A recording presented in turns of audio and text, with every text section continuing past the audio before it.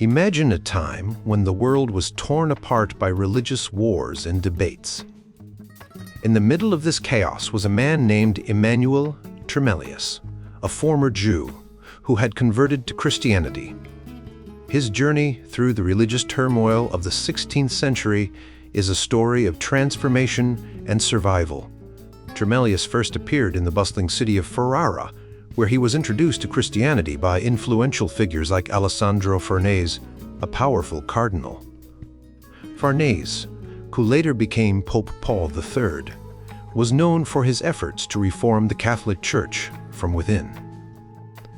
This early encounter with Farnese was crucial for Tremellius, as it marked the beginning of his shift from Judaism to Christianity. As Tremellius delved deeper into his new faith, he moved to Padua, a city famous for its university. Here, he studied Hebrew and other languages, which would later become his expertise. During this time, he met Reginald Pole, an Englishman who was also navigating the complex world of religious reform.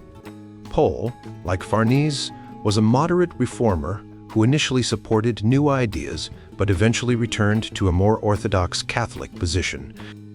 The most significant influence on Tremellius, however, came from Peter Martyr Vermigli, a leading Protestant reformer. Martyr was appointed as the prior of the monastery of San Frediano in Lucca, and he brought Tremellius along to help him with his studies. It was during this period that Tremellius fully embraced Protestantism, and it is believed that Martyr helped him improve his Hebrew skills. Despite these advancements, the religious climate in Italy was becoming increasingly dangerous. In 1542, Pope Paul III re-established the Roman Inquisition, which targeted those who held views that were considered heretical. This move forced many reformers, including Tremellius, to flee Italy.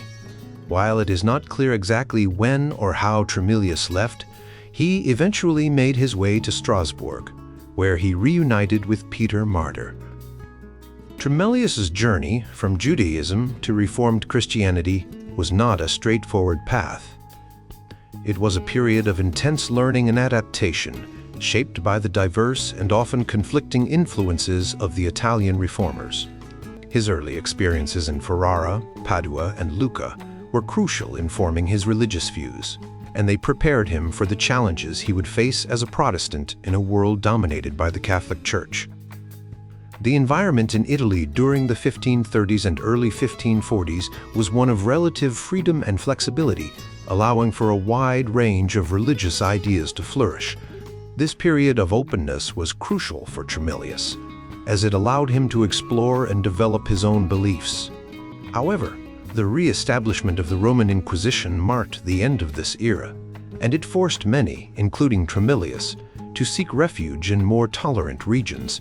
Tremellius' story is a testament to the complex and often unpredictable nature of religious reform in the 16th century. His journey from a Jewish background to becoming a respected Protestant scholar is a reminder of the profound changes that were taking place during this time. Despite the challenges, Tremellius emerged as a key figure in the Protestant movement, contributing to the spread of Hebrew studies and the reform of Christian theology. When Tremellius arrived in Strasbourg in early 1543, his life changed a lot. He had just gone through a big religious change, and instead of having time to adjust, he had to leave Italy right away. This must have been confusing and a bit scary. In Strasbourg, Tremellius continued teaching Hebrew, just like he did in Lucca. Some of his old friends from Italy also joined him there. But even though there were familiar things, Strasbourg was very different from Italy. For one, it was a major center of the Reformation, which gave Tremellius a new perspective on the religious changes happening in Europe. He met important figures like Martin Bucer and John Calvin, and he started to build a new life. One big question people often ask is whether Tremellius converted to Christianity for money or because he truly believed. It's true that being a convert gave him more opportunities than he would have had as a Jew. But it wasn't a sure thing that he would find a good job, and there were many downsides to his conversion. For example, Tremellius had to leave his family and friends in Italy. There's only one known letter that suggests he kept in touch with anyone back home. This letter, written by Marcantonio Flaminio in 1545, asks someone named Antonio Paparanzo to say hello to our very dear friend Immanuel, which might be Tremellius. This shows that any contact he had with Italy was very limited. Tremellius also faced a lot of prejudice. In Strasbourg, people were not very friendly to Jews, and even converts like him were often suspected of secretly practicing Judaism. This meant that people watched him closely, and he had to be very careful about what he said and did. Interestingly, Tremellius owned a book called the Basel Nizahan, which was a book used by Jews to argue against Christian beliefs. It's surprising that he brought this book with him, especially since he could only carry a few things. This book might have been useful for him to understand what Jews were saying about Christianity, so he could better explain his own beliefs. When Tremellius arrived in Strasbourg, he was probably feeling very alone. But he was lucky because his friend Peter Martyr had already moved there and could introduce him to people. The Italian exiles were welcomed by Martin Bucer, a key leader in the Strasbourg Reformation. Bucer and Tremellius became close friends, and Tremellius even published some of Bucer's writings after Bucer died. Strasbourg was a big, important city. It was a center of trade and communication, and it had already embraced the Reformation. Unlike some other cities, Strasbourg didn't follow the leadership of Wittenberg, and it became a hub for Reformed churches in Europe. This made it a great place for Tremellius to start his new life.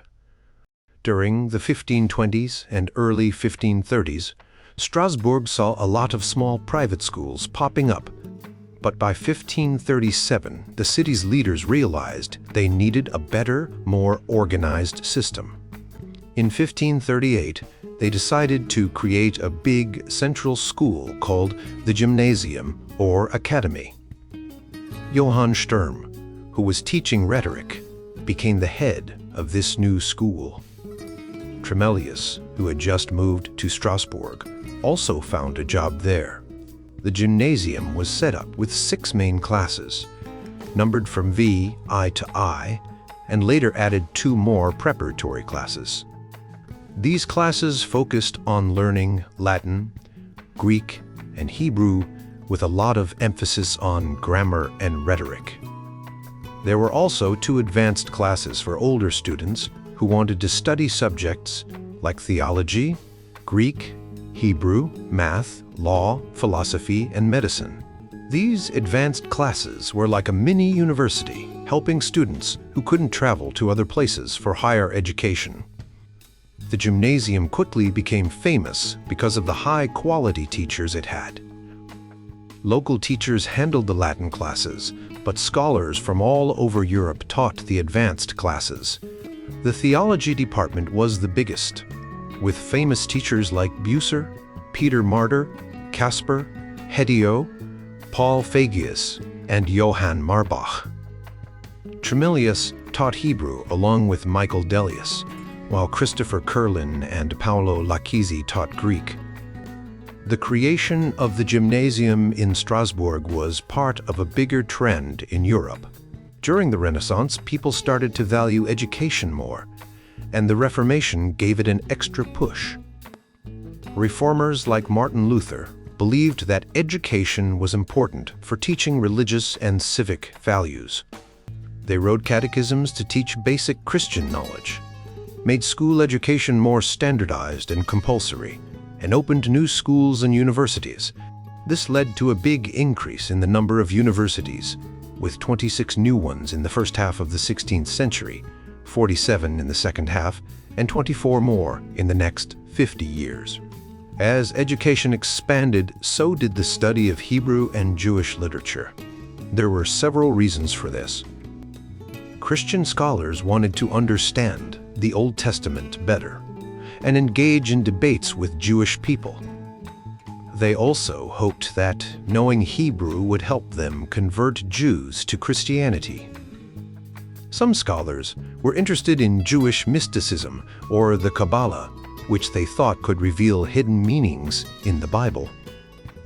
However, many Protestant reformers like Luther dismissed the Kabbalah as superstition. Hebrew was also important for studying the Old Testament properly.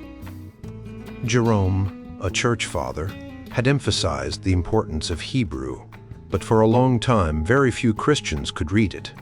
Jerome's translation of the Bible, known as the Vulgate, became the official Bible of the Church during the Middle Ages.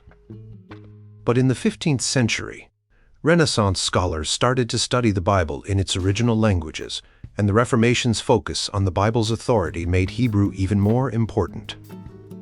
To study Hebrew, Christian scholars often needed help from Jewish teachers. For example, Pico della Mirandola learned Hebrew from Elias del Medigo and the Kabbalah from Johann Alemann.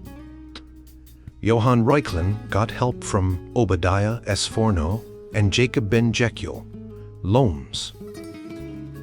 Sebastian Munster learned from Elias Levita, who also taught Johannes Eck and Cardinal Egidio of Viterbo. Jewish converts also played a big role in teaching Hebrew to Christians. Leo, Judah Hebraist in Zurich, got help from Michael Adam, a converted Jew. Matthew Adrian, another convert, became a professor of Hebrew at the University of Wittenberg. Philip Ferdinand, a Polish Jew, taught Hebrew at Oxford and later at Cambridge. Tremellius was part of this tradition of Jewish converts teaching Hebrew to Christians. He focused on studying the Bible, but his work also had implications for Christian-Jewish relations. However, being a Hebrew scholar could be risky. Some people accused Hebrew scholars of being too close to Judaism, and this was a serious charge. Reuchlin, Melanchthon, and even Luther faced such accusations. Tremellius, as a converted Jew, was especially vulnerable to these charges.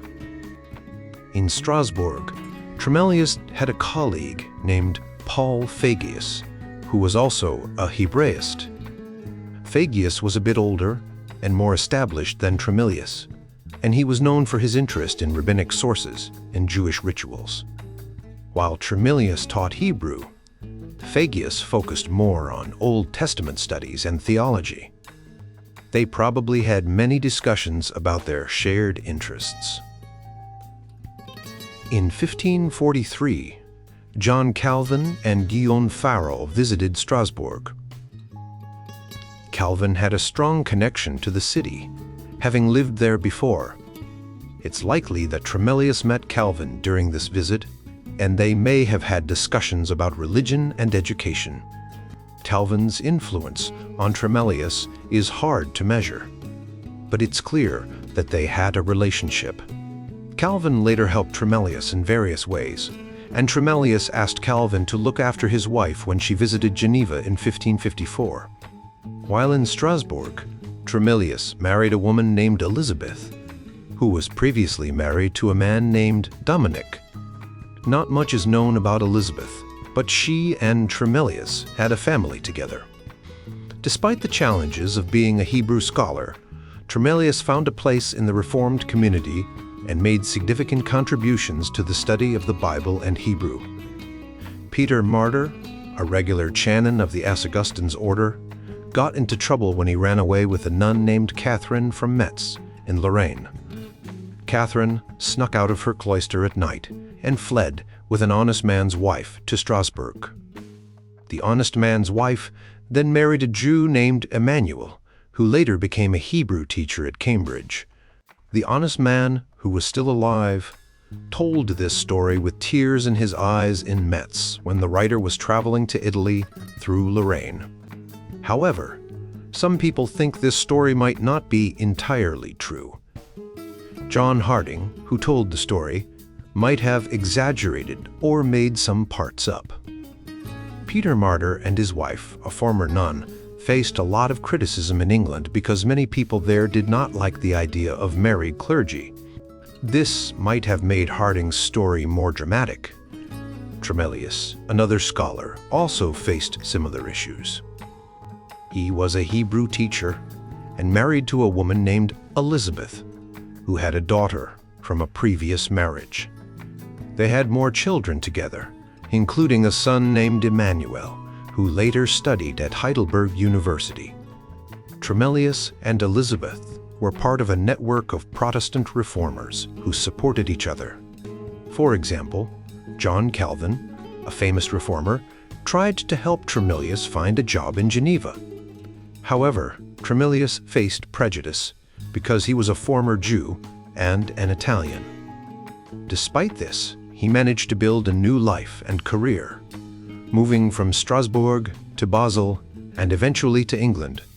In 1547, the political situation in Germany became difficult for Protestants. Many had to leave their jobs, and Tremellius was no exception. He received support from important figures, like Martin Bucer and John Calvin, who recommended him for positions in England. Although Tremellius faced many challenges, he gradually gained recognition and respect within the Protestant community. When Edward VI became king in 1547, it was a big deal for the Reformation in England. Before Edward, his dad, Henry VIII, had broken away from the Catholic Church, mainly because he wanted a divorce. Henry had some people around him who liked the idea of reform, like Thomas Cranmer and Thomas Cromwell. They helped push some changes, like closing down monasteries and making new church rules. But as Henry got older, he started to get more conservative and made some stricter rules about religion. When Edward became king, he was only 9 years old, but he and the people around him, like his uncle Edward Seymour and Archbishop Thomas Cranmer, were much more interested in reform. They started making big changes right away. They finished closing down the chantries, special chapels, stopped enforcing old heresy laws, and started getting rid of religious images in churches. They also put out a collection of sermons that taught new, more Protestant ideas. One of the most important people in all of this was Thomas Cranmer. He had been careful under Henry VIII, but with Edward on the throne, he could be more bold. Cranmer was behind a lot of the changes during Edward's short reign. He even brought in ideas from other countries, like Germany and Switzerland, because he had traveled a lot and married the niece of a famous reformer named Andreas Osiander. Cranmer's influence was huge. He helped shape the new Church of England to be more like the Reformed churches on the continent. This was a big shift from the earlier, more Lutheran ideas that some people had favored. Cranmer's work during Edward's reign laid the groundwork for the future of the Church of England, even though he would later be executed under Queen Mary, who tried to bring back Catholicism. In the later 1540s, the situation for Protestants on the continent took a turn for the worse. King Edward VI of England, seeing their plight, invited many of these reformers to come to England. From late 1547, a wave of scholars and theologians started arriving, finding a more welcoming home. Many of these scholars took up important positions in England's universities and in the growing exile communities. Along with them came many lesser-known refugees, including skilled printers who helped boost England's printing industry, producing a lot of cheap evangelical books. One of these scholars was Immanuel Tremellius. It's not clear exactly when he arrived in England, but he was recommended to Archbishop Thomas Cranmer by Martin Bucer in November 1547. Tremellius was still in Basel in March 1548, but he likely arrived in England by early 1549. When Martin Bucer and Paul Fagius arrived in England, they found Tremellius being hosted by Archbishop Cranmer at Lambeth Palace. Cranmer's palace was a haven for these international figures. and almost all of them stayed there before being assigned to their new roles. Tremellius was well acquainted with many of the other scholars, like Peter Martyr Bucer and Fagius, from his time in Strasbourg. He also met new people from across the continent, which helped him build a strong network of contacts. Cranmer and his court made a good impression on Tremellius, who later said, "When I arrived, I was first welcomed into the house of the Archbishop. Indeed, it was a community of reception to all learned and pious people." Tremellius stayed at Lambeth for several months, likely engaging in discussions with leading churchmen and theologians. He may have contributed to projects like the Book of Common Prayer and biblical translations that were being worked on at the time. Finding a suitable position for Tremellius was a bit challenging. He didn't have experience in a pastoral role, and the study of Hebrew in England was still new. The Regius professorships in Hebrew at Oxford and Cambridge were already filled by Thomas Harding and Thomas Wakefield respectively. However, Wakefield was sometimes barred from lecturing, and others, including Paul Fagius and Tremellius, had to take his place. Fagius was appointed to the Hebrew professorship at Cambridge before Tremellius, but Fagius died in November 1549. Tremellius was quickly named as his successor, taking on a prestigious role. According to the university's rules, he was expected to lecture for 5 hours each week on scripture and grammar. A grant from 1552 confirmed that Tremellius was teaching Hebrew at Cambridge by the king's command. Tremellius likely provided additional instruction informally, and he may have had students live with him as he had done in Strasbourg and would do later in Heidelberg. One of his assistants was Antoine Chevalier, a French Hebraist who had also come to England. Chevalier married Tremellius' stepdaughter Alice in December 1550, and their son Immanuel was born in September 1551. Immanuel would later become a Hebraist himself, studying at Heidelberg and Cambridge. Tremellius and Chevalier had a strong professional and personal relationship. Chevalier praised Tremellius highly, and Tremellius wrote a preface to a Hebrew grammar book that Chevalier composed. They continued to collaborate even after they returned to the continent and went their separate ways. Tremellius and Chevalier remained in regular contact, and their letters show a warm and supportive relationship. The size of Tremellius's classes is not well documented, but it's likely that the number of students varied. Some students attended lectures without intending to graduate, and some colleges had their own Hebrew teachers. Despite these challenges, Tremellius' teaching had a significant impact. Several of his students, like Edmund Guest, James Pilkington, and Thomas Lever, went on to hold important positions in the church and in the university. Andrew Perne, who became a Doctor of Divinity, held several prestigious roles, including Dean of Ely and Vice-Chancellor of Cambridge University. Tremellius's influence extended beyond his immediate students. John Young, who graduated in 1553, became the Regius Professor of Divinity in 1555, and James Pilkington also became a Regius Professor after returning from exile. These positions suggest that Tremellius's teaching had a lasting impact on the study of Hebrew and theology in England. Tremellius, a scholar from the 16th century, had a big impact on England, especially in the world of theology and Hebrew studies. One of his students, Christopher Carlyle, who graduated in 1552, wrote several important books, including one that argued Peter was never in Rome. Another student, Andrew Pearson, along with Andrew Perne and Edmund Gestate, helped create the Bishop's Bible in 1568. These students all studied under Tremellius when he was the Regius Professor of Hebrew at Cambridge. Despite his important role, Tremellius often didn't get paid for his work. The university tried to help by asking the king to give Tremellius a job with a steady income. It took 2 years, But in 1552, the king granted Tremellius a position at Carlisle Cathedral, even though he didn't have to live there.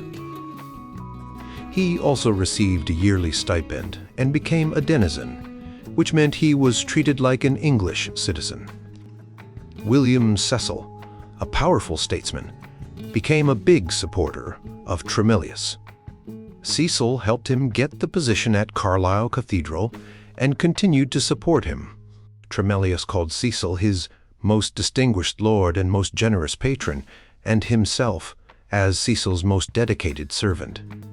Tremellius often wrote to Cecil, thanking him for his help and asking for more support. Another important figure who helped Tremellius was Thomas Goodrich, the Bishop of Ely. Goodrich wrote to Cecil, suggesting that Tremellius should get the position at Carlisle Cathedral.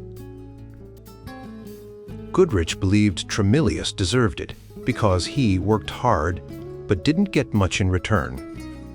This shows how the system of patronage worked. Powerful people like Cecil and Goodrich could help scholars like Tremellius, and in return, they gained respect and influence.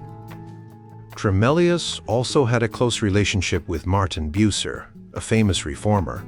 Bucer had a big influence on Tremellius, and Tremellius later published works based on Bucer's lectures. When Bucer died in 1551, it was a big loss for the scholarly community, and Tremellius was likely affected by this. Matthew Parker, who later became the Archbishop of Canterbury, was another important figure in Tremellius's life. Parker and Tremellius had a close friendship, and Tremellius was even chosen as the godfather for Parker's son.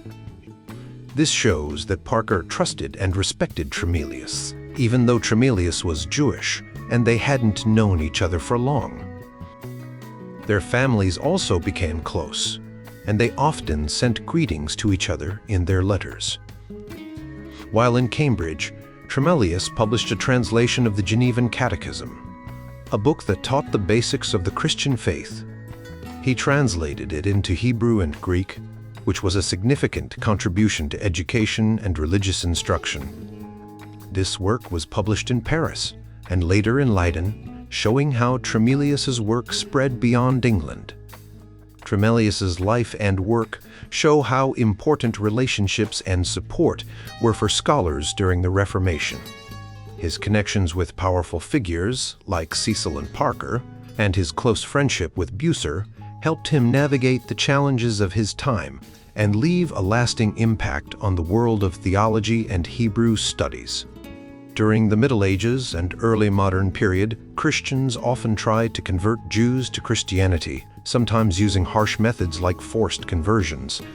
However, some Christians realized that a more respectful approach, using the Jews' own language, might be more effective. This led to the development of Christian Hebraism, where Christians learned Hebrew to better understand and communicate with Jews. One of the key figures in this movement was a man named Sebastian Munster, who in 1537 published the first Hebrew translation of part of the New Testament. Another important figure was Paul Fagius, who published a book in both Latin and Hebrew that aimed to explain Christian beliefs to Jews. In 1551, a Jewish convert named Immanuel Tremellius translated the Genevan Catechism, a key text of the Calvinist faith, into Hebrew. In his introduction, Tremellius tried to connect with his Jewish readers by referring to himself as a rabbi and writing in a warm, friendly style. However, the main text of the Catechism remained neutral, as it was a direct translation of Calvin's work. Tremellius' work was unique because it was open, friendly, and sincere in its desire to convert Jews. Unlike many other works of the time that often included anti-Semitic sentiments. This approach was risky for Tremellius, as he could be accused of being too sympathetic to Judaism. Despite this, he believed that providing Jews with materials in their own language could help them understand Christian beliefs better. Tremellius' work also served other purposes. It provided a valuable tool for students learning Hebrew and helped establish Tremellius's credentials as a Calvinist. His approach was different from other Jewish converts, who often wrote polemics against their former faith. Instead, Tremellius extended an olive branch to other Jews, while clearly identifying with the Calvinist Church. In 1553, when Mary Tudor became Queen of England, the Protestant faith faced significant challenges. Tremellius, along with many other Protestants, left England for Germany. Despite the difficulties he faced, including the loss of his position and income, Tremellius continued to seek compensation and maintain his academic and religious work. Tremellius' time in England was marked by his growing respect and influence among his contemporaries. His appointment as a Regius Professor, a highly prestigious position, reflected his growing status. Through his teaching and writings, Tremellius passed on his knowledge and attitudes to future generations, leaving a lasting impact on the academic and religious landscape of his time. In conclusion, Immanuel Tremellius's work in translating the Genevan Catechism into Hebrew was a significant step in the history of Christian Hebraism. It showed a more respectful and sincere approach to converting Jews, which was rare for its time. Despite the challenges he faced, Tremellius's contributions helped bridge the gap between Christians and Jews and left a lasting legacy in the world of religious scholarship.